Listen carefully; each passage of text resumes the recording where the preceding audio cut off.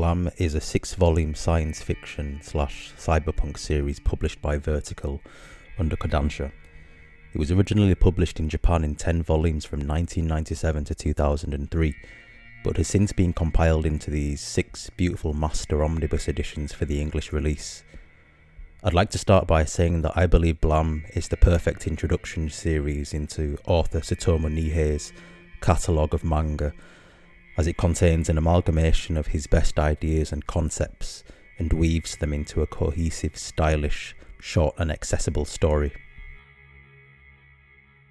Firstly, providing an in-depth plot synopsis of Blam would, in effect, take away from what makes it so enigmatic, as it's very much a show don't tell kind of manga. However, I will break from this convention somewhat in order to provide what I believe is important context in understanding the world that Blam is set in. I will avoid spoilers because the less you know the better, and also because Blam quickly establishes between the reader and itself a thematic and narrative jigsaw puzzle that may or may not contain missing pieces, and I believe that this is integral to the reading experience. Secondly, it is important to highlight that Blam is very self-evidently visually driven, and just like the inhabitants of the city that live in tiny pockets spread out thousands or perhaps millions of miles apart, exposition is largely curtailed in favour of visual metaphors and the outright denying the reader any form of substantive aforementioned context. As a means of setting the stage, so to speak, Blam is set in the city, a vast artificial construct of unknown purpose, split into different levels known as megastructures. The story follows the solitary journey of Killy, an agent dispatched by an undefined organisation tasked with securing net terminal genes, a human genetic adaptation that allows access to the net sphere, a sort of hypernetwork that controls the city and its endless, ever-consuming growth. We follow him as he traverses through a seemingly endless expanse of techno-wasteland in order to find the only salvation for the fractured remnants of human civilization. As a consequence of his mission, Killy is in constant conflict with the Safeguard, a highly advanced cyborg race of auto-generated soldiers who spawn anytime access to the net sphere is attempted. They serve as the auto-defense program who exist to sever all human and non-human access to the net sphere and wipe out what remains of humanity as a precautionary method of preventing the possibility of further net terminal genes from being developed independently. Through a series of subplots, interactions with friends, enemies and somewhere in between, the reader is drip-fed nuggets of information and lore throughout the story that allows us to piece together some notion of an idea of what the city is and the feasibility of the astronomically difficult task that Killy has to confront. In the face of millions of miles of dense, inhospitable industrial wasteland, we see Killy and humanity persevere. We're aware from the outset that Killy is perhaps not what we perceive him to be, not entirely human but not entirely artificial.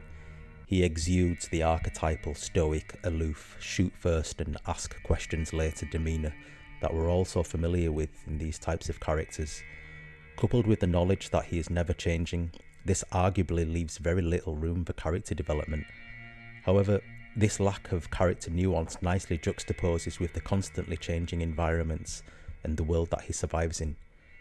Killy secondarily serves the purpose of audience conduit, allowing the reader to supplant themselves in his place so as to better understand the world that he lives in.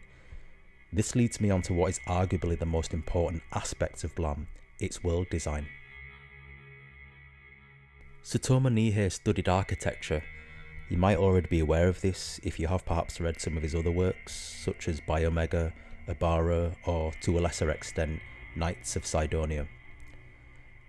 The city consists of endless corridors, staircases and hyper-industrial mechanisms which blur the lines between aesthetic and function, ceramic and metallic, biological and artificial.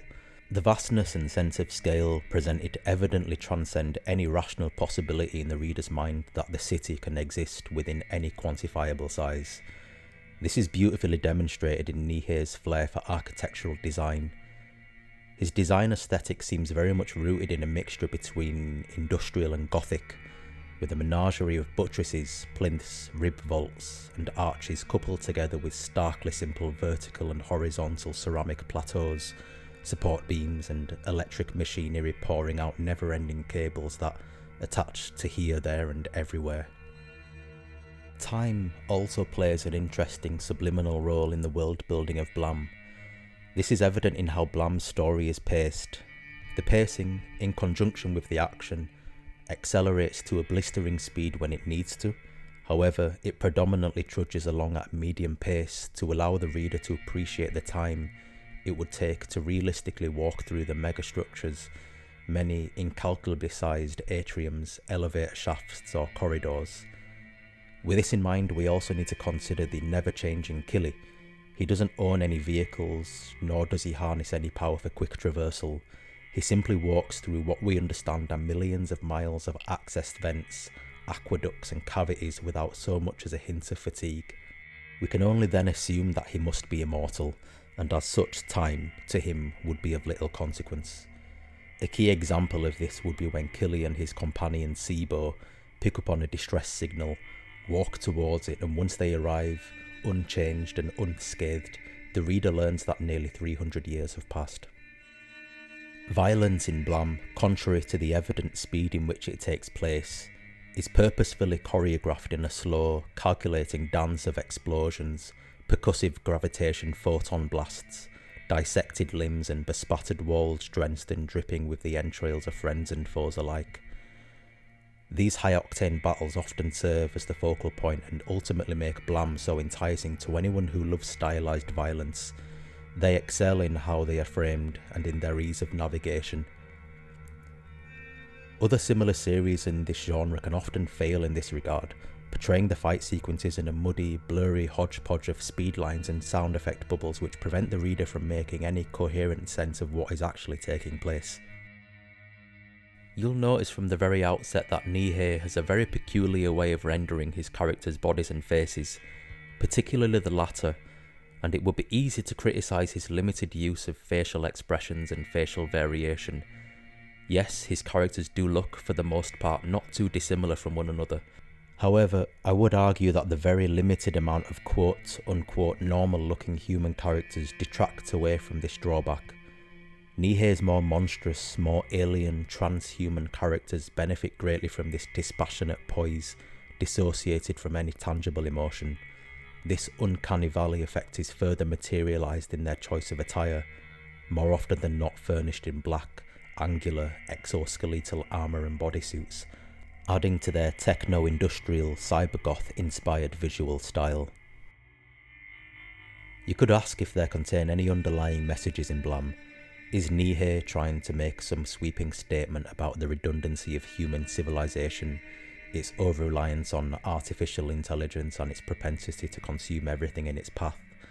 Certainly you could interpret aspects of the series this way, but I don't believe that the impetus was there from Nihei to give you anything more than what Blam has to offer.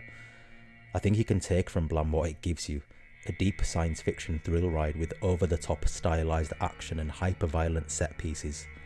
Nevertheless, the latter half of the story does have somewhat of a narrative shift and superimposes visual metaphors that can come across as potentially contrived and on the nose. Cue the crucifixion, rebirth, saviour motifs that we've had rammed down our throats in other series of this ilk, a la Neon Genesis Evangelion. Considering this, the characters themselves don't really have much thematically to offer, especially when compared to the illimitable structure in which they dwell. The characters for me played second fiddle to the absolute incomprehensibility of the scale of the city.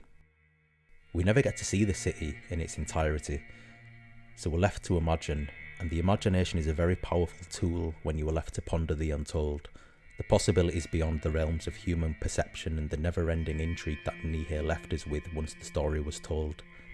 I got the sense that I experienced nothing but a tiny blip of allotted time within this vast universe Nihei created, that there were so many stories untold, forgotten about, erased and revised. Scale, infinity, hopelessness, solitude, nihilism, structure, form, perseverance, salvation. As oversaturated as these themes may be in pop culture, Blam utilises them well, and I would wholeheartedly recommend this series to anyone interested in themes surrounding existential dread. Blam still has a lot to offer, and on my first read through it left a very strong impression on me. Perhaps this was thanks to the oversized trim of the tomes they were released in that allowed the artwork substantial room to breathe. Perhaps my feelings towards it would be different if I experienced it in a smaller reading format, who's to say? All I can say for certain is that this isn't a series that I will forget. There isn't a palette cleanser that could remove the burns that Blam left in my memories. There is without a doubt a lot more for me to talk about, and I may revisit this series again on my channel. For now, I'll leave it here because, as I commented at the start of the video, the less you know the better. Now the ball's in your court. Have you read Blam? What do you think? Do you have recommendations for work similar to this? What's your favourite manga by Satomu Nihei and why? I would love to hear, and I hope this video has been helpful in helping you decide whether or not to go out and read this amazing manga. If you like this video and want similar content, please let me know. I'd be really interested to hear your thoughts on this new reviewing style, and I plan to do more of them. Please feel free to like the video, subscribe for more similar content in the future. Thank you.